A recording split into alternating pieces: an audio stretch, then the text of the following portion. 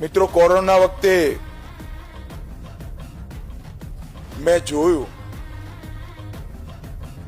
હું તો દેશભરના રાજ્યોના સંપર્કમાં હતો, ગુજરાતના સંપર્કમાં હતો,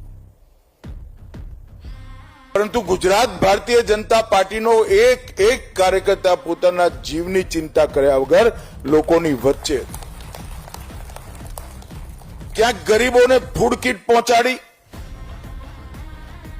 ક્યાંક જેનું કોઈ નતું એને દવાખાને પહોંચાડ્યા, ક્યાંક ટેસ્ટિંગ માટેની વ્યવસ્થા કરી આપી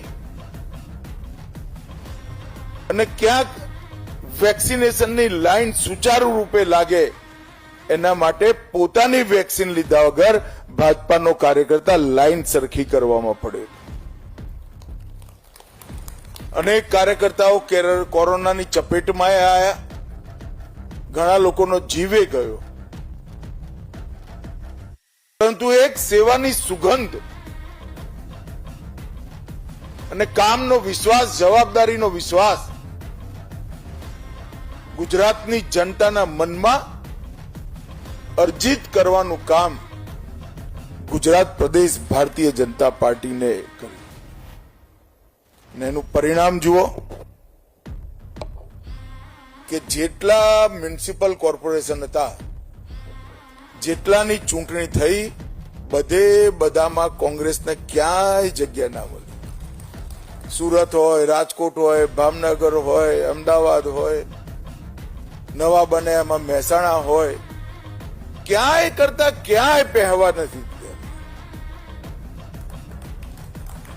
राहुल गांधी यहाँ कार्यकर्ता सम्मेलन करता था, अगली बारी कांग्रेस की, अल्लाह भाई 7 जन्म उदी मेरे पड़े हो नहीं.